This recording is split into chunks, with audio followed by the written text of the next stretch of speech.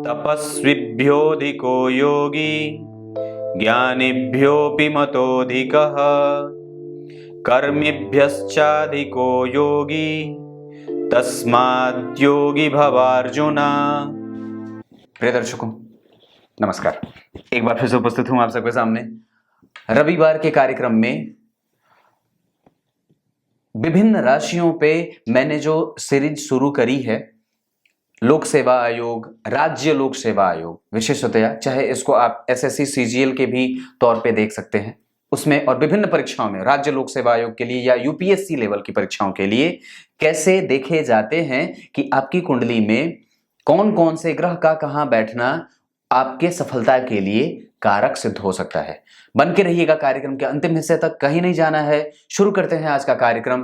कार्यक्रम के आरंभ में बोले गए गीता जी के श्लोक का अर्थ भी बताने वाला हूं। आरंभ करते हैं आज धनु राशि से संबंधित लोगों की कुंडली में बनने वाले ऐसे राजयोग जो उन्हें उच्च पदस्थ अधिकारी बनाने के लिए कारगर सिद्ध होते हैं।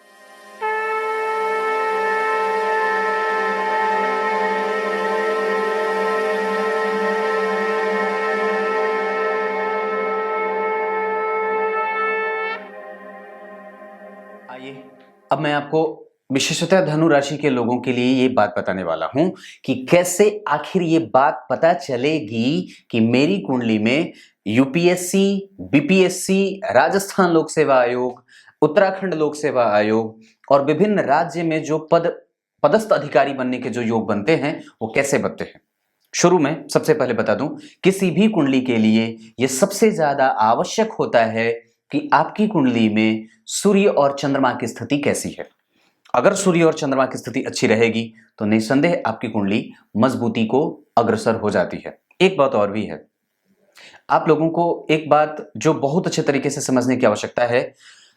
जो भी जातक जो परीक्षा की तैयारी कर रहे हैं और विशेषतया पदस्थ अधिकारी बनना चाहते हैं, छांदोग्य उपनिषद में एक बड़ी अद्भुत बात मिली है। मैं अभी कल कुछ दिन से उसे पढ़ रहा हूं। उसमें एक बात खाद्य अखाद्य के बारे में चर्चा की गई है। उसके बारे में ये बात कही गई है कि अगर आप अखाद्य जो चीजें खाने योग्य नहीं है, अगर उसे खा रहे हैं, इसका मतलब है कि जो आपका परिणाम है, जो परमात्मा के रूप में आपके सामने आने वाला है, वो आपसे दूर चला जाता है। तो सबसे ज्यादा जो आवश्यक है कि खाने से ही आपका मन बनता है और मन से ही आपके सफलता के पैमाने सिद्ध होते हैं। आपका भोजन शुद्ध होना जरूरी है, बिल्कुल ही शुद्ध, और बिल्कुल बहुत आवश्यक है। अगर आप धनु राशि के बनते हैं, ये गुरु की मूल त्रिकोण राशि होती है। इस पे चर्चा बाद में करूंगा। पहले एक सामान्यतया ये सभी दर्शकों के लिए ये उतना ही कार्यक्रम आवश्यक है। अगर आपकी कुंडली धनु राशि की बनती है, मतलब आपकी कुंडली में चंद्रमा जहां बैठे हैं वहां अगर 9 नंबर लिखा है, इसका मतलब है कि आप धनु राशि के बनते हैं। आपकी राशि धनु राशि है और आपके राशि के अधिपति देवगुरु बृहस्पति होंगे जहां गु लिखा रहेगा, JU, जुपिटर। तो यहां पे अगर मान लीजिए गुरु बैठे हो, चंद्रमा बैठे ही हैं, अगर यहीं पे सूर्य बैठे हो, यहीं पे शनि बैठे हो, यहीं पे बुध बैठे हो, या फिर यहीं पे शुक्र बैठे हो, अगर इतने सारे ग्रह बैठे हो, शुक्र को यहां से हटा भी दें, पर अगर चंद्रमा के साथ शुक्र बैठे हो तो बड़ी अच्छी बात होगी। अगर गुरु और चंद्रमा ही खाली बैठे हो तो भी आप पीसीएस लेवल की परीक्षा या उससे भी पदस्थ अधिकारी बनने के लिए जो आप प्रयास कर रहे हैं उसमें आपको सफलता मिल सकती है। दूसरे नंबर पे, अगर आपकी कुंडली में द्वितीय भाव में यहां पे अगर 9 नंबर के बाद वाले घर में, जहां आपकी कुंडली में 9 नंबर लिखा है, उसके एक घर बाद 10 नंबर लिखा है, अगर यहां शनि बैठे हो, गुरु नहीं बैठे हो, पर यहां पे शुक्र बैठे हो, यानी कि शनि शुक्र, या तो फिर यहां पे मंगल बैठे हो, या तो फिर यहां पे राहु बैठे हो, अगर इतने सारे ग्रह बैठे हो और यहां पे अगर गुरु भी बैठे हो तो शनि भी साथ में बैठे हो और डिग्री में वो दोनों बहुत ज्यादा क्लोज हो, तो आपको निस्संदेह पुरस्कार मिल सकता है। आपकी बुद्धि बड़ी तार्किक और तीव्र बुद्धि के हैं, याददाश्त क्षमता आपकी बड़ी अच्छी है और लेखन क्षमता अच्छी है। आपकी बुद्धि के बल के बारे में कोई बखान करने की आवश्यकता ही नहीं है। यह बुद्धिमान और बड़ा ही व्यक्ति को श्रेष्ठ और तेजस्वी बना देता है। एक बात बताता हूं, जन्म कुंडली का दूसरा भाव अगर बलवान रहा तो धन और व्यक्ति का मन दोनों बलवान हो जाता है। अगर चंद्रमा भी जन्म कुंडली के दूसरे भाव में बैठे हों और शुक्र भी साथ में बैठ जाएं तो व्यक्ति को और भी ज्यादा मनस्वी बना देते हैं और बहुत लाभकारी ये योग बन जाता है। जन्म कुंडली के तीसरे भाव में जहां आपकी कुंडली में अगर चंद्रमा बैठे हैं और अगर वहां 9 नंबर लिखा है तो उससे से 3 घर आगे, तो पहला ये दूसरा था, तीसरे घर में चंद्रमा जहां बैठे हैं 9 नंबर से, वहां से तीसरे घर में अगर शनि बैठे हो, राहु बैठे हो, सूर्य बैठे हो, शुक्र बैठे हो, या फिर यहां पे केतु भी बैठे हो, या फिर अगर यहां पे गुरु के साथ शुक्र बैठे हो। हालांकि यहां पे अगर पापग्रह ज्यादा शनि मंगल राहु केतु और सूर्य यहां बैठे हो तो ज्यादा अच्छी बात होगी। यहां वहां अगर यहां पे शुक्र भी बैठे होंगे तो भी अच्छी बात होगी, क्योंकि वो वहां पे उच्चाभिलाषी होंगे। इस वजह से आपका पराक्रम आपके साथ है और आप पराक्रम करके अगर कुंडली का भाग्य थोड़ा बहुत कमजोर भी हो रहा होगा तो फिर ये कुंडली कार्मिक सिद्ध हो जाएगी और आपको कर्म प्रधान युवक बनाने वाली बन जाएगी। आपने कई बार ये गौर करी होगी बात, इधर देखिए मेरी तरफ, कि मैं कर्म पे भरोसा ज्यादा करता हूं, भाग्य पे कम। वस्तुतः दोनों ही चीजें जब मिलती हैं तभी जाकर के कुछ बड़ा होता है, क्योंकि आप यहां पराक्रम करते हैं, यहां आपको प्रतियोगिता का सामना करना पड़ता है, यहां आपका भाग्य साथ देता है, फिर जाकर के आप पदस्थ अधिकारी बनते हैं और तब जाकर के आप उसका लाभ और तब जाकर के आप उसका सुख भोग पाते हैं। ये कुंडली ऐसे ही नहीं बनी है और ये कुंडली ऐसे ही नहीं सजाई गई है। तो ये बात बनती है। जन्म कुंडली के अगर 9 नंबर की राशि बनी हो और चंद्रमा वहीं बैठे हो और 12 नंबर जहां लिखा है, अगर वहां पे गुरु बैठे हो, सूर्य बैठे हो, मंगल बैठे हो, शुक्र बैठे हो, चंद्रमा बैठे हो, बुध बैठे हो, यहां पे अगर इतना में से कोई भी एक ग्रह भी बैठा हो, या सूर्य या गुरु बैठे हो या शुक्र बैठे हो, अगर खाली 3 भी यहां पे बैठे हो, गुरु शुक्र और सूर्य, तो ये बड़ी अच्छी बात होगी। इसका मतलब है कि व्यक्ति जो है वो संपूर्ण है, अब उसको किसी भी चीज की आवश्यकता नहीं है। वो अपना काम अगर करना चाहे तो निस्संदेह पद और प्रतिष्ठा के पीछे भाग सकता है या फिर पदस्थ अधिकारी बनने का योग उसकी कुंडली में मजबूती से उपस्थित है। जन्म कुंडली के पंचम भाव पे आते हैं। यहां से यश कीर्ति मान सम्मान पद प्रतिष्ठा और प्रेम देखा जाता है। अगर जन्म कुंडली के चंद्रमा से ठीक 5वें भाव में, और चंद्रमा अगर जहां बैठे वहां 9 नंबर, ये बार बार बात कर रहा हूं, तो चंद्रमा ठीक जहां 5वें भाव में 9 भाव में बैठे हैं 9 नंबर की राशि में, और वहां से 1 नंबर जहां 1 नंबर लिखा है, अगर यहां मंगल बैठे हो, यहां अगर गुरु बैठे हो, अगर यहां सूर्य बैठे हो, अगर ये तीनों ग्रह बैठे हो तो निस्संदेह ये बात अच्छी हो जाएगी। मंगल गुरु और सूर्य, साथ ही साथ अगर यहां शनि भी साथ में बैठे हो और सूर्य भी साथ में बैठे हो तो ये एक अच्छी बात हो जाएगी आपके लिए। इसका मतलब है कि आप जो मेहनत कर रहे हैं ना, उसका परिणाम आपको मिल जाएगा और वो कभी आपको थकाएगा नहीं। एक बात और भी है कि अगर यहां पे खाली शनि अकेले बैठे हो तो देर हो सकता है, और अगर मान लीजिए लग्न में ही मंगल बैठ गए हैं, मान लीजिए यहां मंगल बैठे हैं और यहां शनि बैठे हैं, तो भी निसंदेह आपको अपने प्रयास करने की स्थिति को छोड़ना नहीं चाहिए और आगे बढ़ते रहना चाहिए और अपना पराक्रम और आपको अपने भुजाओं पे मान रखना होगा, और निसंदेह आप उस पर अपना पौरुषत्व जागृत करके रखे रहिए, क्योंकि वो परिणाम आज नहीं तो अगली परीक्षा में, अगली नहीं तो तीसरी परीक्षा में जरूर ही आपके पास सट जाएगा। ये पक्की बात है। अब आगे बढ़ता हूं। जन्म कुंडली के 6ठे भाव में यहां अगर शुक्र बैठे हो, शनि बैठे हो, सूर्य बैठे हो, बुध बैठे हो या फिर राहु बैठे हो, या फिर शनि की बात मैंने करी, तो अगर इतने सारे ग्रह यहां बैठे हो तो निस्संदेह आपको आगे बढ़ जाना चाहिए। पराक्रम भाव का सुख मिल जाएगा और प्रतियोगिता परीक्षा में सफलता के योग भी बन जाएंगे। ये बात यहां तक लागू होती है। ये 6ठे भाव की बात है। एक बात और भी है, अगर यहां पे आपकी कुंडली में किसी भी पापग्रह की राशि बने 10, 11, 1, 8, या राहु यहां स्वयं बैठे हो या शनि या मंगल बैठे हो, तो निसंदेह आपको जबरदस्त तरीके से ये लाभ देने वाले हो जाते हैं। उसके बाद अगर सूर्य यहीं बैठे हो जहां 2 नंबर लिखा है, या यहां पे चंद्रमा बैठे हो, तो भी ये प्रतियोगिता को मजबूती दे देंगे। और एक बात और भी है कि अगर आपकी कुंडली के उसी भाव में यहां पे 6ठे भाव में राहु शनि मंगल का प्रभाव बन रहा हो, तो कई बार ये व्यक्ति को बहुत ज्यादा तेजस्वी मनस्वी और साथ ही साथ कई बार बब्बर बना देते हैं। जो व्यक्ति किसी भी प्रकार के विपरीत परिस्थिति से लड़ बैठता है, एक बात और है, पर यहां पे व्यक्ति को झगड़ालू भी कई बार बना देते हैं। तो झगड़ा करने से दूर होना चाहिए। इसका प्रेशर आपके ऊपर काम करेगा कि आप झगड़ालू हो सकते हो, तो ऐसा ना करना। आगे बढ़ता हूं 7वें भाव पे। अगर यहीं पे चंद्रमा जहां बैठे हैं अगर धनु राशि बनी है और उसके विपरीत जस्ट 3 नंबर की राशि में बुध बैठे हों, शुक्र बैठे हों, या गुरु या चंद्रमा साथ में बैठे हों, या सूर्य बैठे हों, तो ये चीजें अच्छी हो जाएंगी। यहां पे सूर्य और बुध का एक साथ बैठना थोड़ा कमजोर कर सकता है। यहां पे राहु और केतु का बैठना थोड़ा कमजोर कर सकता है। हालांकि राहु फिर भी बैठेंगे तो कुछ काम कर देंगे और आपके पक्ष में वो आपके लिए पदस्थ अधिकारी बनने का रास्ता तय करते हैं। परंतु एक बात और है कि अगर यहां सबसे ज्यादा अच्छी बात होगी कि गुरु और चंद्रमा बैठे हों, या खाली अगर गुरु यहां बैठे हों या चंद्रमा यहां बैठे हों तो भी आपको अधिकारी बना देते हैं। ये बात इतनी सी है। अष्टम भाव की बात करते हैं, ये 8वां भाव है। अगर यहां पे शनि, मंगल, राहु, चंद्रमा या बस इतने सारे ग्रह या गुरु भी अगर बैठे हों तो भी ये बात बन जाएगी कि व्यक्ति रिसर्च माइंडेड हो जाता है, वो विचार करने वाला होता है, खोजी, रहस्यमयी, और कई प्रकार से व्यक्ति हमेशा ही कुछ न कुछ नया निकालने का और किसी भी बात के तह तक जाकर के उसको कुछ नया खोजने की एक लत सी लग जाती है और उसको उसमें सफलता भी मिल जाती है।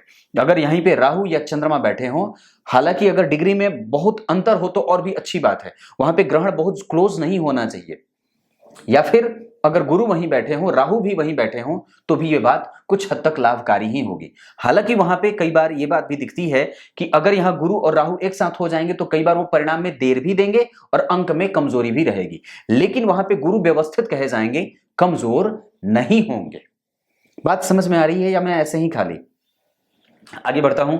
अगर यहां पे सूर्य बैठे हों, मंगल बैठे हों, गुरु बैठे हों या चंद्रमा बैठे हों, अगर ये चारों में से कोई ग्रह बैठे हों, या तो एक एक या दो दो, तो ये आपके भाग्य का बल, आपके पितरों का आशीर्वाद, आपके प्रभावों में एक तेजस्विता का गुण प्रदर्शित करने वाला और व्यक्ति को धर्म पे मान रख के, धर्म का आदर करता हुआ, धर्म का सम्मान करता हुआ, अपने पूर्वज और अपने पितरों का लाभ अर्जित करता हुआ, उनका आशीर्वाद प्राप्त करता हुआ और भाग्य का लाभ प्राप्त करता हुआ व्यक्ति सफल हो जाता है।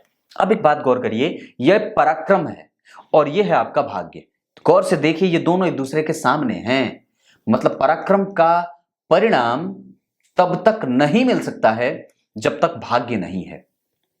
पक्की बात है, या तो भाग्य या तो पराक्रम, पर दोनों का संग होता है तभी कुछ मिलता है। ये भयंकर जो देहवादी लोग हैं ना, वही ये बात कहते हैं कि भाग्य जैसी कोई बात नहीं होती है।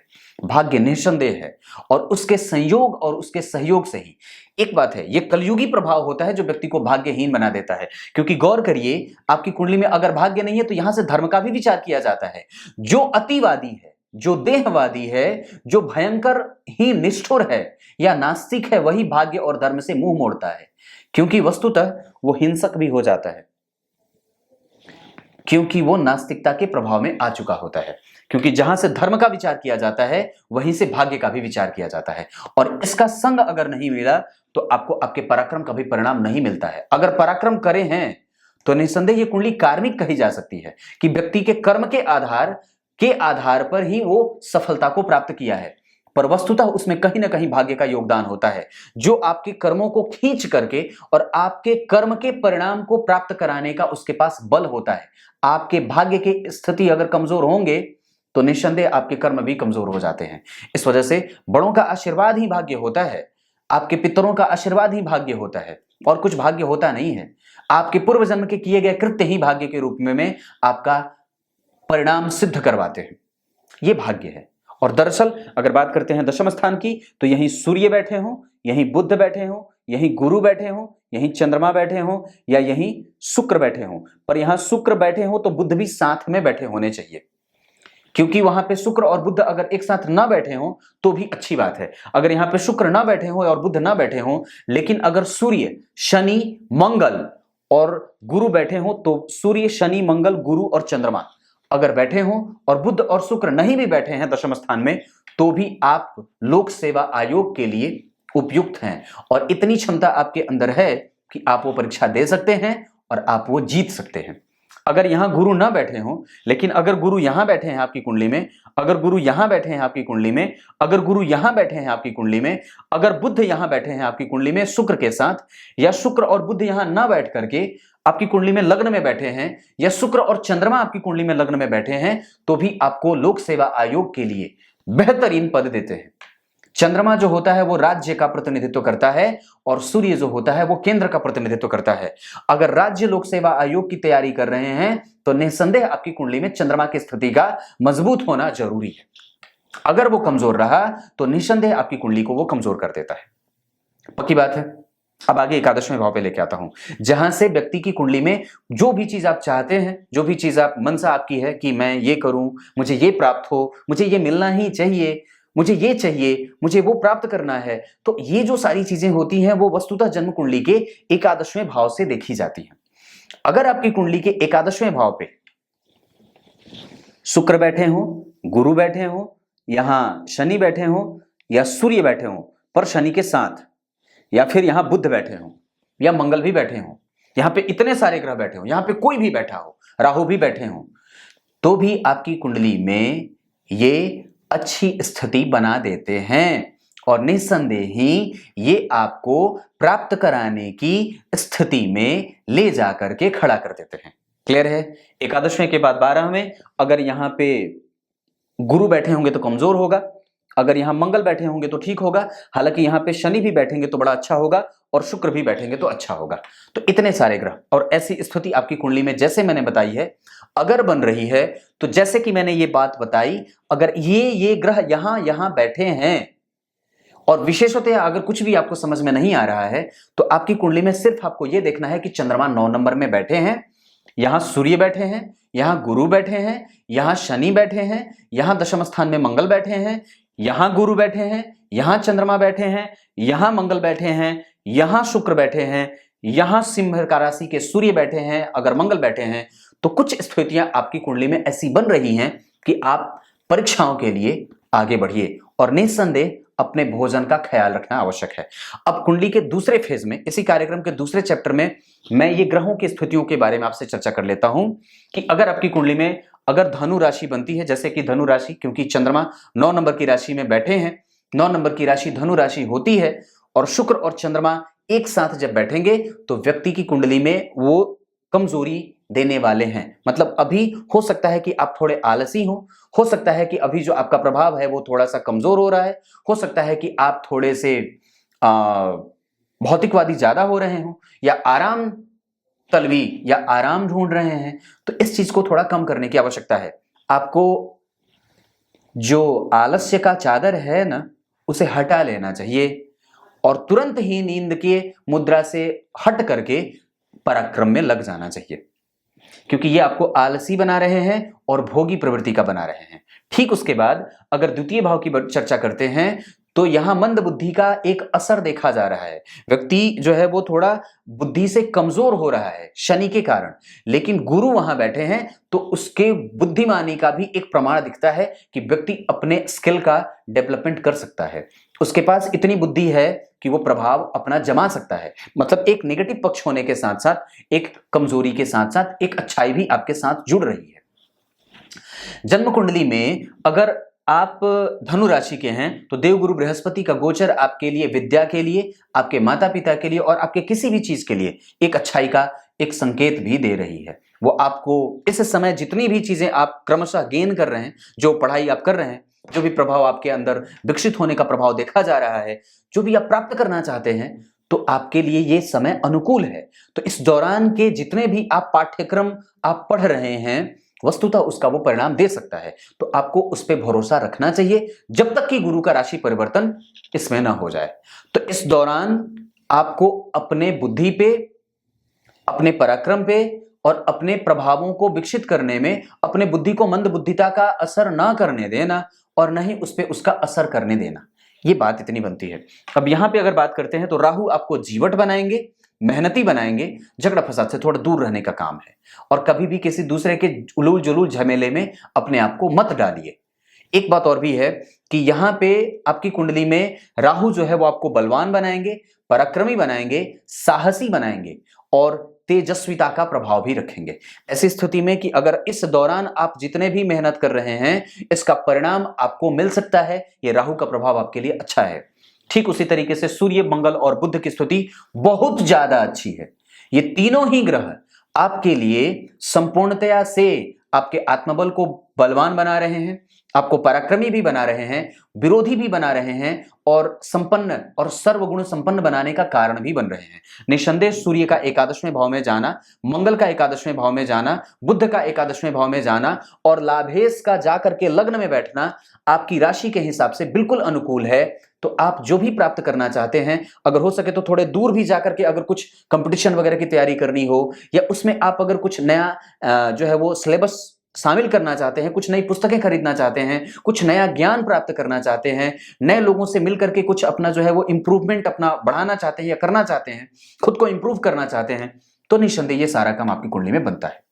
ये सारी चीजें मतलब सूर्य आपके पक्ष में है। धनु राशि वालों के लिए आत्मबल ठीक है, आपका प्रभाव ठीक है, आपके प्राप्त करने का योग ठीक है, आपका प्रभाव बिल्कुल अनुकूल है, तो आपको आगे बढ़ना चाहिए। उसके बाद 12वें भाव में केतु का ठीक जाना, ये ठीक नहीं है। ऐसी स्थिति में व्यक्ति को मानसिक असंतुलन में कई बार ये चीजें गड़बड़ कर दी हैं, कई बार व्यक्ति का खर्च बढ़ जाता है, तो ये अभी केतु की स्थिति आपके अनुकूल नहीं है। पर एक बात जरूर कहूंगा कि सूर्य, मंगल और बुध आपके साथ हैं, नीच राशि में गोचर कर रहे हैं, इस वजह से थोड़ी बहुत पेट की परेशानी और कई बार जो होता है वो शिक्षक गण से थोड़ा सा लाभ कमजोर होता है। बड़े लोगों से, जो बड़े जो कजन हैं या फिर जो आपके जो सहपाठी गण हैं, जो आपसे थोड़े बड़े हों, सीनियर जो हैं, उन लोगों से आपको संबंध अच्छे बना करके रखने चाहिए ताकि उनका एक भविष्य में लाभ प्राप्त हो सके। किसी के साथ भी आपको संबंध खराब नहीं करना चाहिए और हमेशा ही प्राप्त करने के पीछे और कुछ सीखने के पीछे का प्रयास करना चाहिए। इतनी बात बनती है। मैंने आपको क्या क्या बात कही है कि इस दौरान धनु राशि वाले थोड़े आलस्य से युक्त हो सकते हैं, शुक्र के कारण भोगी प्रवृत्ति पनप सकती है। गुरु जो है वो आपको बुद्धिमान बनाने का और लेखन क्षमता को प्राबल्य देने का काम कर रहे हैं। मंगल और सूर्य का एकादशवें भाव में जाना बुध के साथ आपके अंदर लेखन शैली और लेखन की क्षमता मजबूती के साथ साथ आपके एक्सप्लोर करने का प्रभाव भी दिखा रहे हैं। आपको एक्सप्लोरेशन जो एक किसी भी चीज में पारंगतता हासिल करना, ये आपकी कुंडली में बन रही है। नई चीजें प्राप्त करने का, और जो चीज आप प्राप्त करने का अभी प्रयास कर रहे हैं वस्तुतः वो आपके अनुकूल है, तो आपको आगे बढ़ना चाहिए। अगर कुछ काम करना है तो क्या करना है? देवी दुर्गा जी की आराधना, देवी कवच का पाठ अगर हो सके तो शुक्रवार के शुक्रवार कर लिया करिए। अगर हो सके तो सूर्य को अर्घ, अगर हो सके तो इस दौरान किसी मंदिर का दर्शन, अगर हो सके तो बजरंगबली के हनुमान चालीसा का पाठ, क्योंकि धनु राशि के ऊपर से अभी ढैया की चल रही है, प्रभाव में ढैया के है। इस वजह से प्रत्येक दिन 3 बार हनुमान चालीसा अवश्य ही पढ़ लेना चाहिए। किसी देव प्रतिमा का दर्शन अवश्य ही कर लेना चाहिए। सूर्य को अर्घ प्रत्येक दिन अवश्य ही कर लेना चाहिए। गणेश जी को दुर्वा अर्पित जरूर ही कर लेना चाहिए। बस इतना सा काम है। अब आइए कार्यक्रम के आरंभ में बोले गए गीता जी के श्लोक का अर्थ बता देता हूं। गीता जी के 6ठे अध्याय के 46वें श्लोक में भगवान ने बात कही है। क्या कही है? हे अर्जुन, तुम योगी हो जाओ, और योगी वेशभूषा से नहीं, मन से। योग का मतलब जोड़ना, ऐसे जोड़, किसका किससे? आपके अंदर जो बैठा हुआ है वही परमात्मा है और आप उससे ही दूर हैं। मेरे अंदर जो बैठा परमात्मा है, मैं उससे ही दूर हूं। पतंग की डोर जितनी छोड़ी जाएगी वो उतनी ही दूर होगी और टूटने पे उतनी ही दूर जाके गिरेगी। लेकिन अगर पतंग की डोर कमजोर है, अगर कम दूरी पे है, तो वो घर के आसपास ही गिरेगी। आप अपने मन के डोर को कितना दूर भेज चुके हो? आप इस भौतिकवादी युग में भौतिकवादिता के प्रभाव में कितनी दूर यात्रा निकल करके कर चुके हैं? पास ही हैं या फिर बहुत दूर निकल गए हैं? बस इतनी सी बात है। दरअसल हम यहां कलयुग में जी रहे हैं, तो यहां पे जितने भी प्रभाव हैं, वो सब जितने भी विचार बन रहे हैं ना, जितने भी तर्क आपको सुनाई देते हैं, जितने भी तर्क, चाहे वो कोई भी बड़ा स्टार हो, कोई भी बड़ा मोटिवेशनल स्पीकर हो, कोई भी बड़ा, किसी की भी बात करता हूं, मैं सबकी बात करता हूं, सबको ले लो, मैं सब दुनिया भर की बात करता हूं। ये कलयुग है और यहां पे आपको जितने भी तर्क सुनाई देंगे वो सब कहीं ना कहीं भौतिकीय लक्षणों से युक्त होकर के सुनाई देंगे। उनका इंटेंशन जो होगा वो हर बार और सिर्फ भौतिकीय वस्तुओं से आपको जोड़ने के लिए ही होगा। क्योंकि आप सतयुग में तो जी नहीं रहे जहां आपको यह बताया जाएगा कि ये करो, ये मत करो, ये करो, ये मत करो। यहां पे आपको जो भी बताया जाएगा वो सिर्फ और सिर्फ ये बताया जाएगा, अपने आप को मटेरियलिस्टिक वर्ल्ड में ले जाकर के पूरे एकदम सिंहासन पे आरूढ़ कर दो। आपके पास महंगी गाड़ियां, महंगे सामान, लग्जरियस जीवन, ये सब आपको जोड़ करके ये इसी को दरअसल सफल माना गया है और दरअसल यही सफलता का परिचायक भी है आज के समय में। पर वस्तुतः जब तक आपका मन शांत नहीं है, जब तक आप यहां से पीसफुल नहीं हो ना, तब तक आप कुछ भी कर लो वो आपको परेशान ही करेगा। कुछ इसी तरीके से आज के कार्यक्रम का समापन करते हैं। तब तक के लिए बहुत बहुत नमस्कार।